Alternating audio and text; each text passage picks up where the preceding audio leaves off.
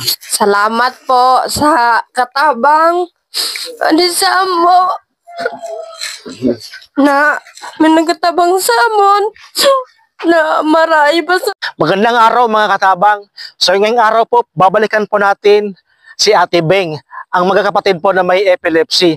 So una po sa lahat, magpapasalamat po ako sa nagpabot ng tulong na si Ma'am Fabs Jen from Hong Kong at si Kuya Nato Vlog from Calamba City, Turbina. So mga katabang, samahan niyo po kami na balikan si Ate Beng, ang mga kapatid po na may mga epilepsy. So di ka na mag-iisa, huwag matakot, laban lang kaibigan ko. Kasangga mo ako, tulong mo, kami ang tulay Pilipino. Ihahatid sa bayan ko, kapit bisig Pilipino, katabang dip. Sa aming pong pagbabalik, may natuklasan po kami. Posible nga daw po na kaya sila nagkaganon dahil noong mga panahon na 3 taon hindi nabubuntis ang kanilang magulang. Ang sabi po ng isang midwife ay kailangan daw pong mag-inom ng pills. Agad pong naniwala ang nanay ng magkakapatid at yun na nga po, nabuntis po ang kanilang ina.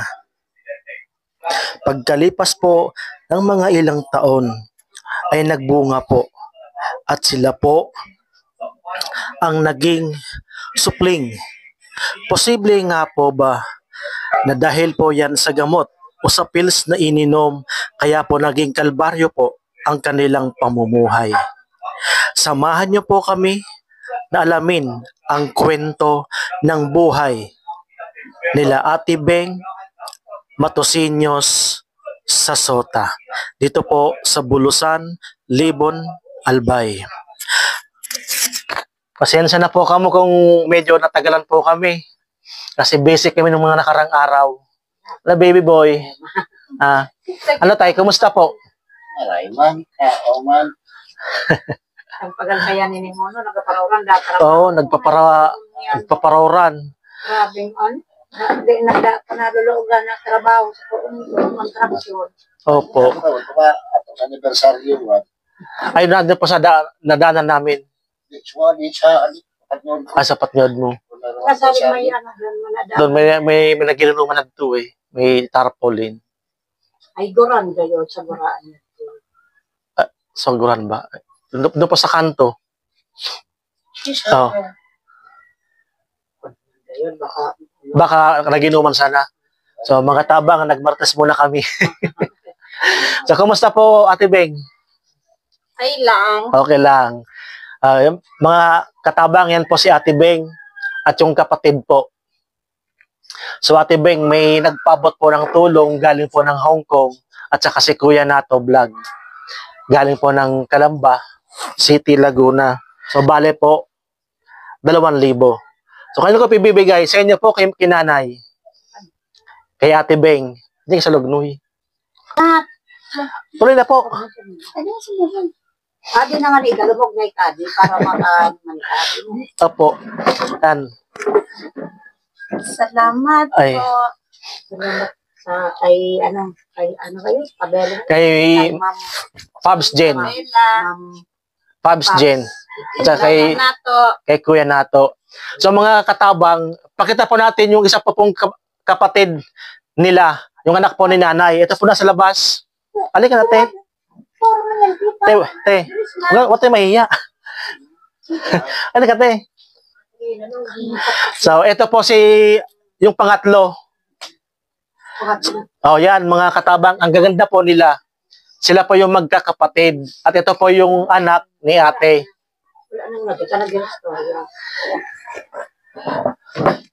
So, yan. Sana siya, nakatapos na sana kung hindi siya nagkasakit, nakatapos na sana siya ng pag-aaral. naka-grade 11, pinapag-ano ko nga sa ALS, parang nahuli siya, hindi na kinaya yung mabilis ang bagang leksyon, tahahabol. Opo. Pinahinto ko muna na ano yung ano niya isip. Opo. Kaya sabi ko, baka makatuloy-tuloy mag-aral naman sa susunod.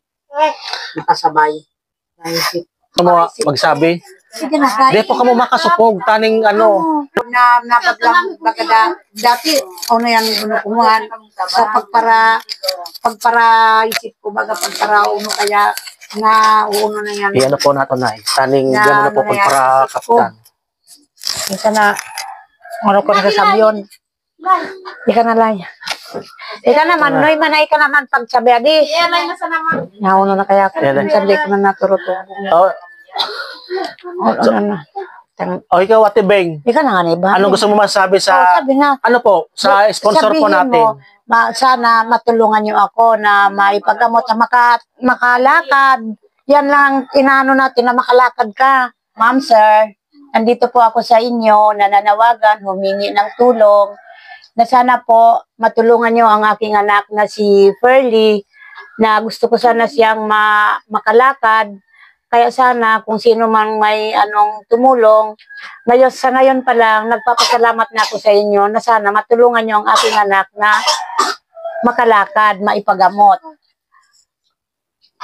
Tapos, yung ano nila, yung maintenance na gamot, kasi talagang ano na, parang siguro lifetime na siguro yung Lifetime. gamutan na nila. Kaya, humihingi ako ng tulong kung sino man, ma'am, sir, na mabuting ano, na matulungan ninyo kami sa mga problemang dumating sa amin na minsan hindi namin sukat akalain na ganito ang mangyayari sa pamilya ko. Kaya sana po humiingi ako ng tulong uli na yan talagang hangad ko na itong anak ko na makalakad kasi kawawa naman siya habang buhay siyang nandito lang nakakulong sa kwarto niya. At sa di inaasahan po, bigla po nagkagulo dahil po nagsususuka ang anak ni Ate Catherine. Si Kuwan, ano yan, sari na Subics. Ay, ano. Ano na rin, Soy? Paano ginata kanya? Kuha towel. Hindi po. Center. Nano po. At kanina pa yung nagasuka. Ay, dero na ano. May kalintura. May kalentura. Mainit. Nunod. Si Kuwan and Soy, tamo yan. Dinara kaya yung nato. Papadaro sa Dero nasibang. Nasibang taat to kaya yan nagparatibi. Ano, Ayaw mo baka na ano sa igin. Papadyan na muna si Ensoy. Ginagaling na. Ilay. Soy. Sabi ko mga dyan. Hindi nung nagkamagatutak na doon tayo.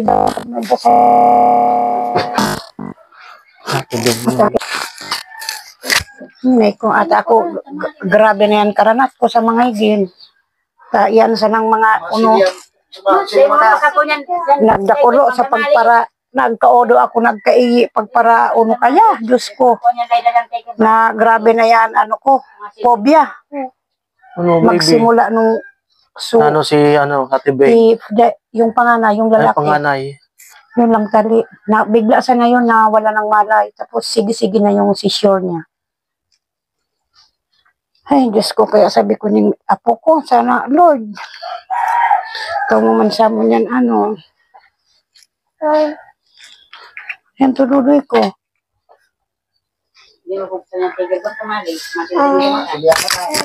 Ito na may adalhin sa center. Ano, baby? Okay ka na, baby?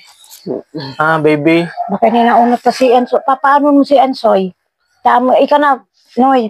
Baka nabalis. Sana kuha na si Banginiya dyan. Ta dyan kanina, nagturo TV yan yung lolo. Nagano pa sinapot, nagluluto. Nanindaman ako. Ay, yun pang ano nyo, pigakakitan ngayon. Sideline. Kada man siya trabaho, nagsinapot. Dati, nag-ano man kami, di may turo tindaman nagbit. So mga katabang, pasensya na po. Medyo nagka-problema lang po sa bata. Di po nila alam kung nabalis. So pagpasensya nyo na po. Sa muli po, nagano po yung pamilya po ni Ate Beng. Tatlo po silang magkakapatid na parehas po ang sitwasyon po nila.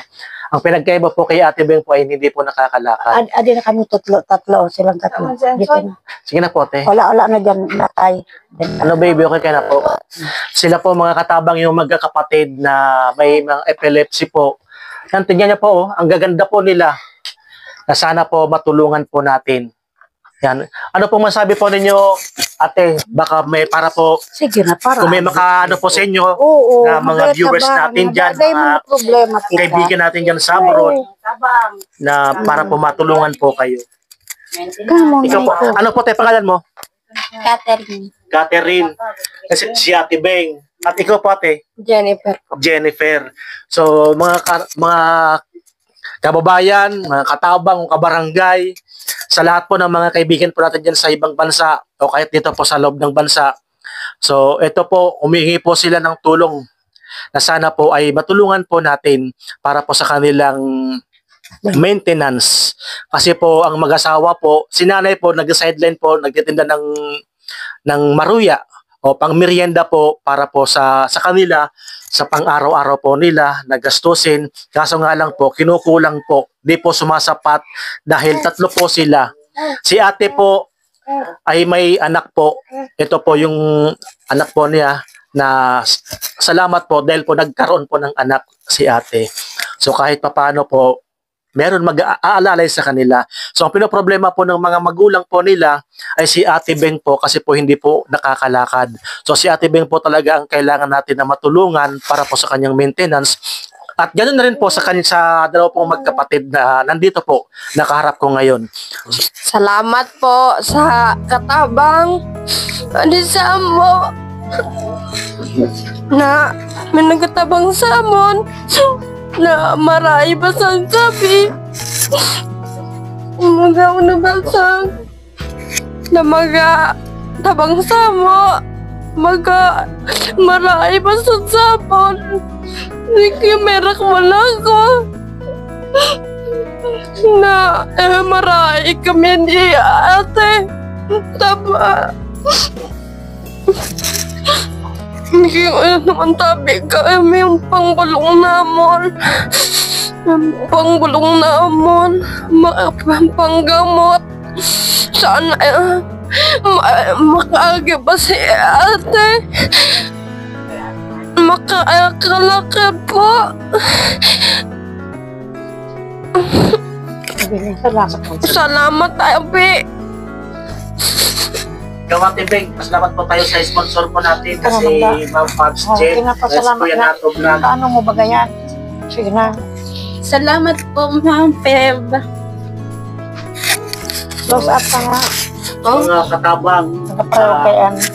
nanginginig po si Ate Beng. The way na magsasalita po siya o the way na kumilos po, hindi na po niya napipigilan po ang paggawa ng kanyang katawan.